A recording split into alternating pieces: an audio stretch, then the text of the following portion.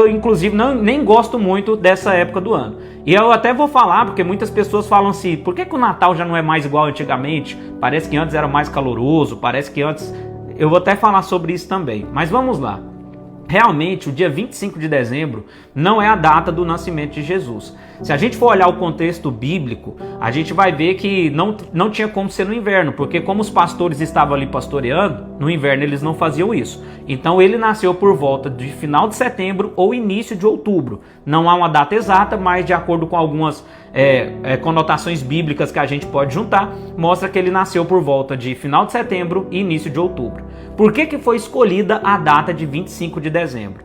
Aí realmente existiam vários cultos a deuses pagãos, como o Sol Invencível, o Natalis Invicti. Outros deuses pagãos também eram celebrados nessa época do ano, no fim do inverno, e várias outras coisas que eram celebradas exatamente nessa época de dezembro, de final de ano. E por que a Igreja Católica, ou a igreja da época, fez isso? Porque eles entenderam que precisavam dar um novo significado. Enquanto os outros estavam celebrando outros deuses, celebrando outras coisas, eles iriam celebrar o nascimento de Jesus. Então, a data de 25 de dezembro faz o Natal ser uma data pagã? Não, gente, não faz. Eu vou dar um exemplo para você. Você lembra lá em Gênesis, quando Deus pede o filho de Abraão? Quando a gente olha para aquela cena, a gente pode achar que era algo inédito, mas não era. Os pagãos já faziam isso. O povo cananeu já entregava os seus filhos ali a Moloque, a Baal. Já era uma prática comum dos pagãos. Quando Abraão vai entregar o seu filho para Deus, ele não está fazendo uma prática pagã, porque o que ele está fazendo é para Deus, não é para Moloque, não é para Baal. Outra coisa também da cultura antiga, por exemplo, quando José é colocado como governador do Egito, é colocado um anel em seu dedo. Por quê? Porque o anel também é uma prática pagã. Mas na parábola do filho pródigo, ele também recebe um anel em seu dedo.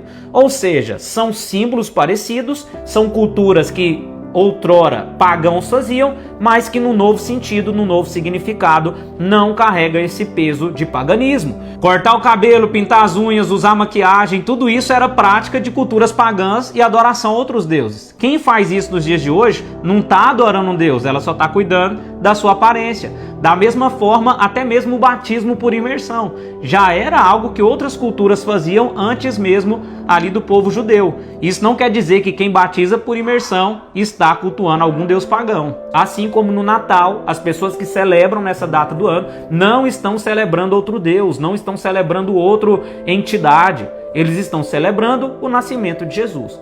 Aí muitos falam assim, Jesus não pediu para celebrar o nascimento dele, pediu para celebrar a morte. Verdade, Jesus instituiu a ceia como celebração da sua morte e pediu para a gente fazer isso em memória dele.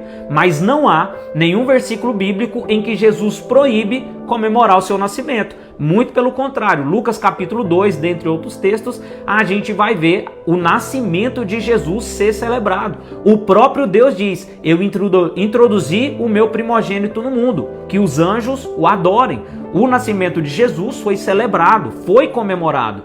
E não há problema nenhum de ser comemorado o nascimento de Jesus hoje. A gente só tem que lembrar que ele não é mais aquele bebê na manjedoura, que ele morreu, que ele ressuscitou. E tudo isso a gente sabe. Ninguém está celebrando um deus pagão ali. Ninguém está celebrando Moloque, Baal, o deus invencível, o deus Sol. A gente está celebrando o nascimento de Jesus. As pessoas que celebram, que não é o meu caso.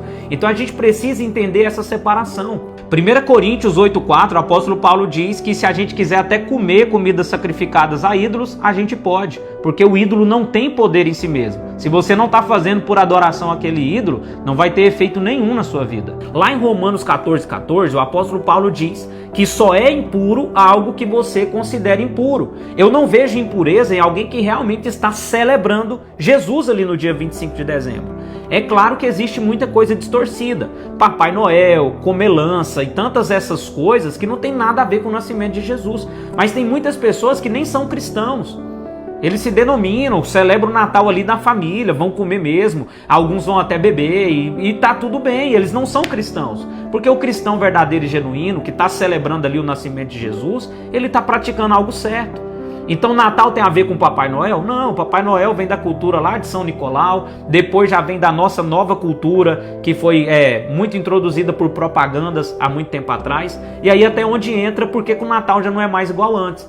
Porque foi na época em que a televisão começou a influenciar, que veio a Revolução Industrial, que começou propagandas e todas essas coisas em relação ao Natal, e no começo era muito bom. Só que muitas famílias foram destruídas, gente. Pessoas perderam familiares, avós e avós que não estão mais, casamentos que foram divorciados, então perdeu para muitas famílias o encanto e o brilho do Natal.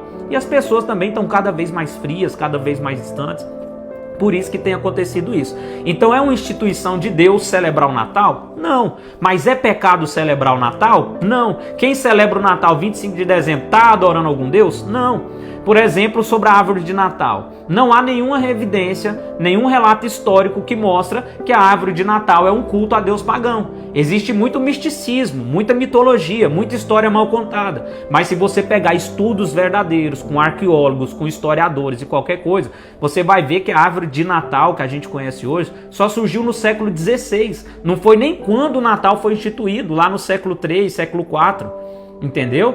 Então, assim, tem muita falácia por aí, tem muito engano por aí, pessoas sensacionalistas que só querem colocar o terror. Mas Colossenses 2,16 diz que ninguém deve julgar o outro pelo que come, pelo que bebe ou pelos dias e festas. Cara, se você está celebrando Jesus, tudo bem. Se você não é cristão e está celebrando o fim de ano, tudo bem também.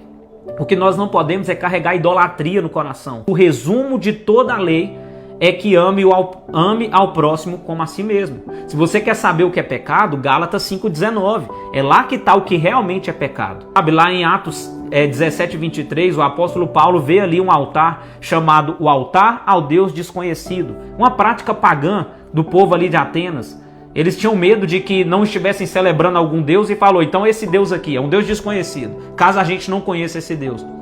O que Paulo fez? Ele aproveitou aquela oportunidade e deu um significado. Esse Deus que vocês não conhecem, mas adoram, e ele disse isso, é o que eu anuncio a vocês.